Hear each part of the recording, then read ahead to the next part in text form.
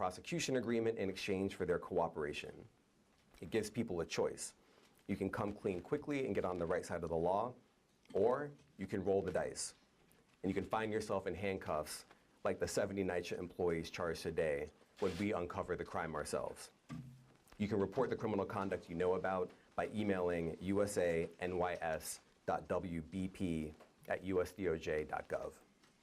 And as always, anyone who is aware of wrongdoing in city government, whether you're a contractor, a NYCHA employee, a resident, or anyone else, can report it directly to the New York City Department of Investigation by calling 212-306-3356 or emailing oig.nycha@doi.nyc.gov. Now, contractors who paid NYCHA superintendents should not be afraid to come forward and speak out. As the complaints today made clear, many contractors have already been brave enough to tell law enforcement about the bribes that NYCHA employees demanded of them. Going forward, contractors should understand that NYCHA employees should not be asking for a single penny. And if they do, now you know where to report it. Now, public housing is a vital part of New York's history, present, and future. And those who betray NYCHA, the city, or the taxpayers will be held accountable. Today's charges are a product of tremendous partnership. Nearly 700 law enforcement agents participated in the arrests that took place in New York and elsewhere today. I want to thank our partners at the New York City Department of Investigation, U.S. Department of Homeland Security Investigations, U.S. Department of Housing and Urban Development, Office of Inspector General, U.S. Department of Labor, Office of Inspector General, as well as the special agents and task force officers of this office. Now, building a case and executing arrests on this scale has required tremendous resources and dedication, and these agencies have been with us every single step of the way. I also want to thank the New York City Police Department and the U.S. Marshal Service for their assistance with today's arrest. I also want to commend NYCHA. They have already begun to implement changes to root out corruption and have been entirely supportive of our efforts to hold corrupt NYCHA employees accountable.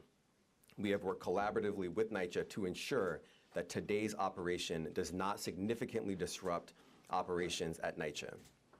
I understand that every current NYCHA employee charged in this takedown will be suspended effective today, and NYCHA has lined up the necessary resources to fill those roles to avoid any disruption in services to NYCHA residents. And last but not least, I want to commend the outstanding career prosecutors from this office who are handling this case.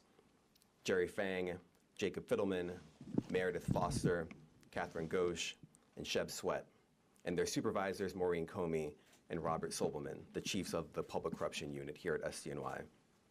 It's now my pleasure to turn the podium over to the Commissioner of the New York City Department of Investigation, Jocelyn Strouber.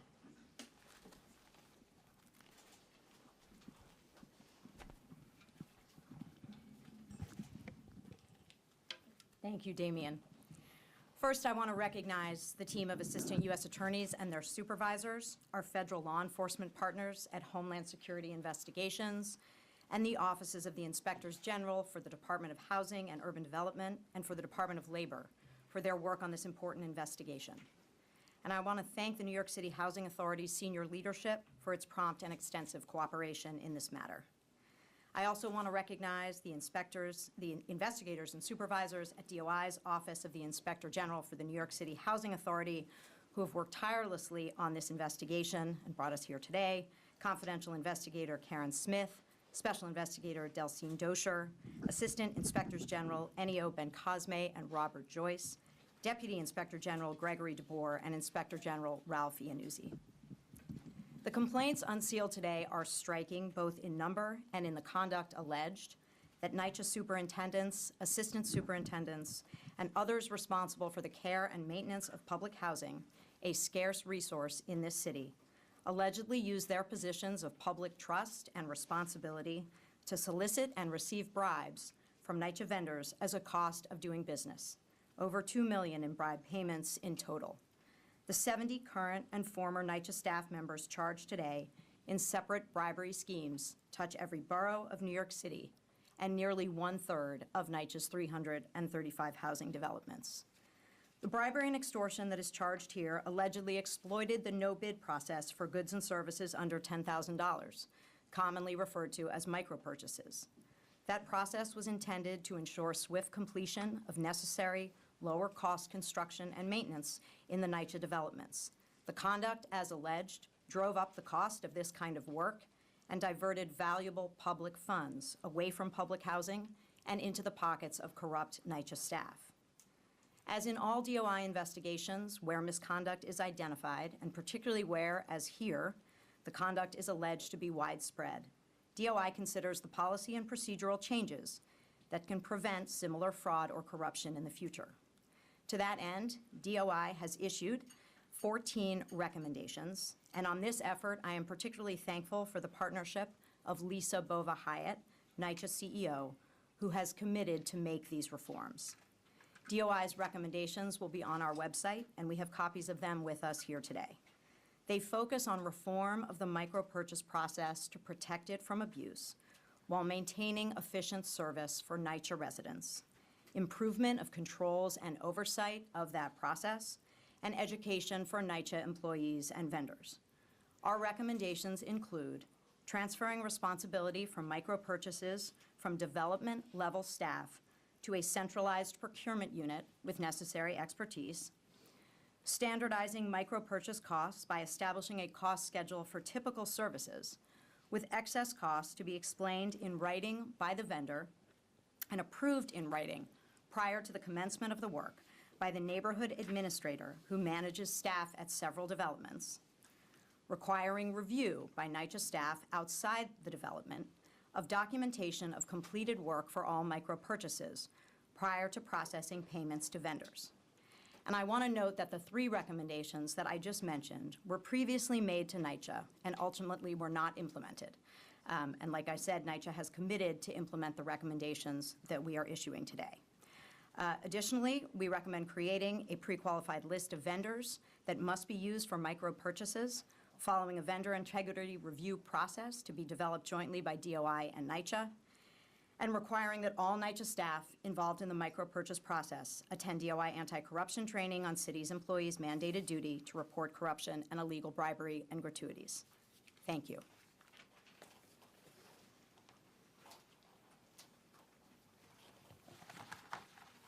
Good morning. My name is Ivan Arbello. I'm the Special Agent in charge for Homeland Security Investigations in New York. And I am proud to be standing alongside my esteemed law enforcement colleagues. We are here to announce indictments of alleged pervasive corruption among employees of the New York City Housing Authority. Today, our agents have executed 65 arrests in 6 states and throughout New York, including all 5 boroughs. These defendants stand accused of bribery and extortion, among a range of other charges. They are alleged to have operated similarly to an organized crime network, demanding and accepting kickbacks and bribes for access to no-bid contracts and lucrative under-the-table deals. New York City is the land of opportunity for over 8 million people. Affordable housing makes such aspirations possible for those who might otherwise be unable to call it home. NYCHA provides a place to live for an estimated 1 in 17 New Yorkers. Roughly 500,000 Big Apple residents who spend their days pursuing the American dream rest their heads at night within any of the 335 NYCHA complexes. The NYCHA superintendents arrested today are accused of abusing their power and their access to federal funds to instead gain money and influence. Time and time again, these offenders allegedly enriched themselves at the expense of NYCHA residents and the contractors who were pursuing the real American dream by lining their own pockets through these illegal backdoor deals. Perhaps the most impacted in these cases were the over 200,000 NYCHA residents who lived in the complexes affected by these alleged crimes. These victims may have been cheated out of better services and programs meant to improve their lives because the superintendents were allegedly more interested in a secret payoff than finding the best value for NYCHA. This investigation spanned more than a year. It was the product not only of collaboration among close partners, but of long days and sleepless nights for countless special agents, analysts, and task force officers. Today's historic announcement would not have been possible without the dedicated team that makes up the HSI New York's Document and Benefit Fraud Task Force, a specialized group of agencies that include the U.S. Department of Housing and Urban Development Office of the Inspector General, the New York City Department of Investigations, the U.S. Department of Labor Office of the Inspector General, and the United States Attorney's Office for the Southern District of New York. As one of the largest investigative agencies, the public can rest assured, we at Homeland Security Investigations will pursue all avenues of justice for the people of this great city. Make no mistake, the American dream is alive and well here, and we pledge to do whatever we can to make sure that doesn't change. Thank you.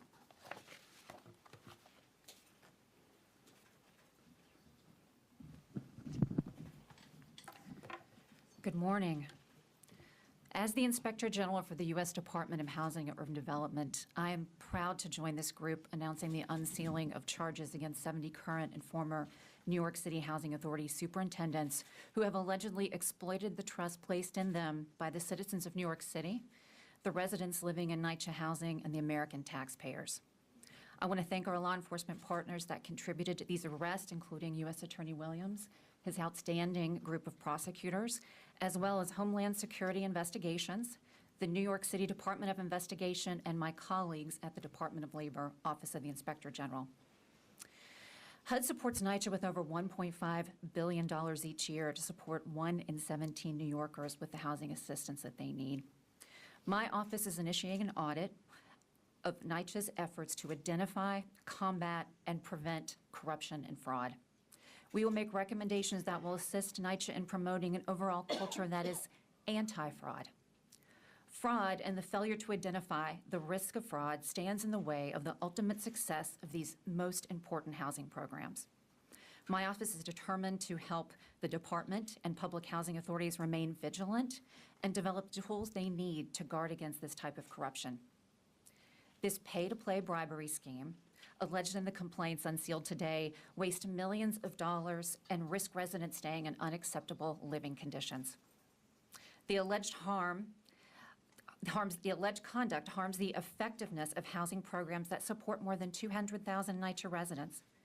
This conduct also poses a significant risk to the integrity and reputation of the HUD rental assistance program here in New York City and throughout the country. And this conduct ultimately erodes the trust of NYCHA residents and all beneficiaries of HUD's programs. In addition to this targeted audit work that I'm announcing here today, we'll continue to prioritize oversight and partnerships that enhance quality living conditions for those living in HUD-assisted housing. And our team of HUD OIG law enforcement agents will continue to work cases like this one in hopes of deterring and eliminating corruption in HUD's important housing programs. Thank you again to U.S. Attorney Williams, HSI, DOI, and Labor OIG for your leadership and commitment to prosecuting this case. I also want to thank our investigative team at HUD OIG under the supervision of Acting Special Agent in Charge Janine Rushlow and retired Special Agent in Charge Christina Scaringi for their hard work and truly tireless efforts in bringing these charges. Thank you. Okay, we can take some questions. Hi, Kimberly from Channel 7. 4 questions. 4 questions. Yeah, quickly. Okay. You said the investigation was about a year, but do we have an idea of how far back and how long this was going on? An idea of the average amount these assistant supers and supers were getting? And in terms of NYCHA, how were these people able to just freely do this? It sounds like there was no oversight. And in terms of the work done, you said that the conditions in the apartments, like how did that affect people living? Was the paint, the conditions? Okay, so that's a lot. Not everyone can have 4. So the conduct that we allege kind of spans, it's 70 different instruments. So it's not all the same, but the earliest conduct I think is from 2013 and spans until 2023. So up until very recently. In terms of the average dollar amount, a lot of these superintendents, as we allege, were taking a portion of the total contract amount. The contracts are relatively small, so sometimes the cash payments would be, $500 to $2,000, somewhere in that range. But of course, it added up, given the span of the conduct here, to about $2 million in bribes that were paid overall. Obviously, the commissioner spoke to some of the reforms that are being put in place. I don't want to, identify exactly where they went wrong. I think we've identified that something did go massively wrong here, given the fact that we have, charged 70 people with this conduct. But going forward, there are a host of reforms that the commissioner laid out that hopefully NYCHA will be adopting to make sure this doesn't happen again. In terms of the impact on the residents, the work that was contracted to be done was done. That's what we have found. But again, that doesn't mean that this is a crime without a harm. The taxpayers of the city, people's faith in government, when you see this kind of conduct, it erodes public trust in a way that's really sad, and we're already in a time where public trust is low enough. Okay, next question. Rick Smith from the city. I think this is a Jocelyn question. Okay, Possible. not offended at all. So you said that you guys had made recommendations before, those 3 recommendations that you just spelled out, which go to the heart of this thing. When did you do that? Why did you do it? And when did this particular investigation start? Those recommendations that I referred to were made in September of 2021. As you know, there were other recommendations, over the years made to the procurement process, but the specific ones that I mentioned, September of 2021, they were made in connection with actually a case that was brought in Brooklyn with the Brooklyn DA's office, charging 9 contractors with misconduct in connection with the micro-purchase process. And in terms of the beginning of this investigation, I can't give you a precise date, but well, we brought federal charges in 2022 against 2 NYCHA superintendents. That was also pretty well covered, and we have been investigating nonstop since then. Pix 11, please speak into the mic. Hi, Henry Rossoff, Pix 11. Is it working? Okay. We heard you praise, several of you, NYCHA leadership, but to put a fine point on this, does any of this alleged corruption extend into the senior ranks of NYCHA leadership or the Adams administration? And in addition, do any of the contractors or supers or assistant supers have a nexus to your investigation into the mayor's campaign finances? So let me just answer the question that I can answer, which is no, it doesn't touch the senior leadership of NYCHA. What we have alleged is misconduct by the superintendents or assistant superintendents. Those are the schemes that we've alleged, and we've alleged nothing more. Next question. Lisa Evers. Lisa Evers, Fox 5. Mr. Williams, do you have any indication that these bribery schemes extended into some of the major contractors, like the ones that were being called in to do mold repair remediation or fixing the leaky roofs that many of the residents have had to deal with over the years? So I'm not able to get into that. Everything that we're able to say in terms of who the contractors are contained in our charging instruments or in our public statements that we'll be making in court. So I can't give you more information than that. But the investigation's ongoing. Obviously it is. We never stop. Next question. Eric Katursky, ABC. I do. So for 10 years, there's been this endemic corruption in NYCHA. Are these federal charges because of federal oversight? Can you explain a little bit about how that works? Well, look, I think we have not, this is not the first case that's been brought alleging this type of corruption in NYCHA. Jocelyn mentioned a case that the Brooklyn DA brought back in 2021. We obviously brought a case in 2022. What we have found is that the conduct has continued, and that is absolutely unacceptable. And so we, here at this office with our law enforcement partners, really leaned in, dedicated the resources necessary to do this kind of sweeping takedown that we hope will send a message and make sure that you don't find us back at a podium like this again, announcing more charges like this. That's why I said that the culture of corruption at NYCHA needs to end today. Next question.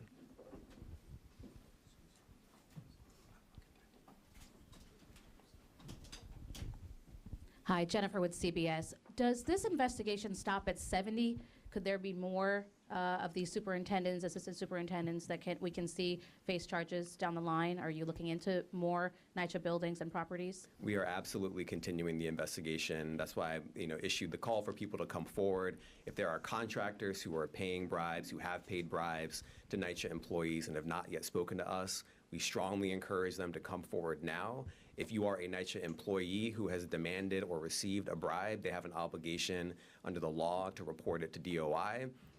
They should do that. And any resident who is aware of this kind of conduct should also feel comfortable coming forward. It's really important that we put a stop to this once and for all. Next question. Thanks. Last question, Ben Kochman.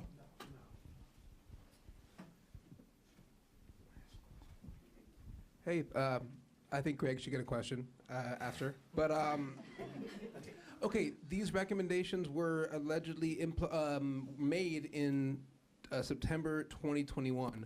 What has been going on from then until now? Why have they not been implemented? And is it basically now that there's indictments, suddenly they're going to change? Well, I'm going to look to Jocelyn to take this one.